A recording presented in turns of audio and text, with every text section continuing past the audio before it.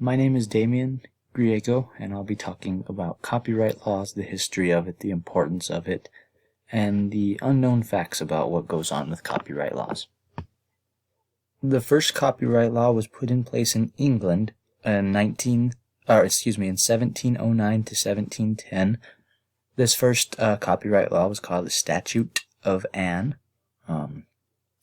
It was made mainly for books, and only for books, actually, It was exclusive rights for authors with their writings to be that were entered into the public to be copyrighted, couldn't be just forged for someone else's and taken advantage of. An interesting fact about copyright laws is that protection of them is immediate. So as soon as the work is created, as soon as it's made, you don't need to register it or publish it or whatever the case may be. It is immediate as far as the way the copyright works. There are obviously some rules that other works can be used and not called copyright. It allows the material to be criticized, commentated on, reported on, taught, or researched. Those things are fine.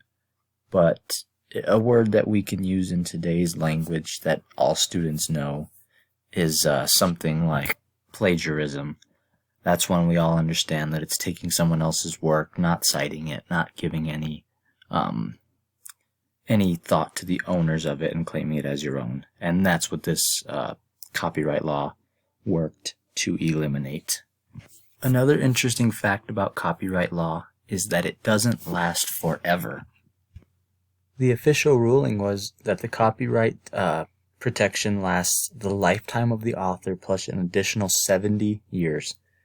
After that, the work enters public domain and anyone can use it without permission. One of the biggest ways in the modern day that copyright is used is through things like YouTube or video sources. When on YouTube, you need to be careful about what music or video clips, because copyright strikes are something that's very, very prominent in today's world. It's sometimes difficult to find the artist or find the creator of the work, and that's why these things are super important, because it's hard to do both sides where you're giving enough credit but also able to express your creativity without always worrying about being striked. At the end of the day, I have mixed feelings on the copyright and copyright strikes, not just on YouTube, but in all of internet and all of the world.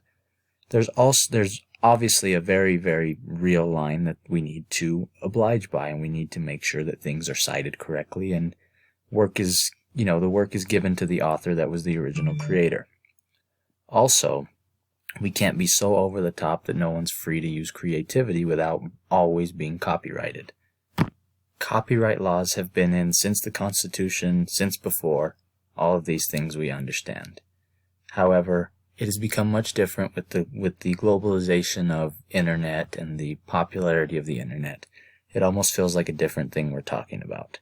With the unlimited access to media, the unlimited access to being creative, more than ever, copywriting is more prominent than ever before.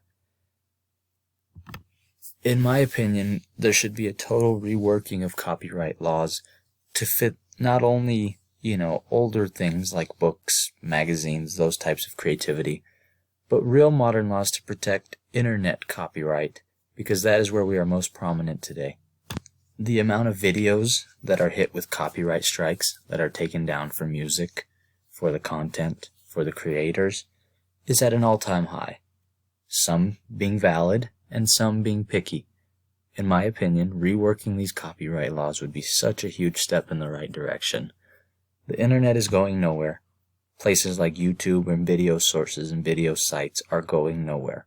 So it's up to us to make sure we do the best we can to make it a safe, creative, and best place we can. And in my opinion, this starts with making sure copyright laws are the very best they can be. Making sure work isn't reposted and given more credit on the repost than the original is obviously something that would be great. All of these things can be done. Now there needs to be a real purpose set in place, because like we said, we've never run into this before because of the new era, the new world. However, what would give us hope and what would give us pressure to do this is the fact that nothing is changing. The internet is not going away, social media is not going away, and online sources are not going away.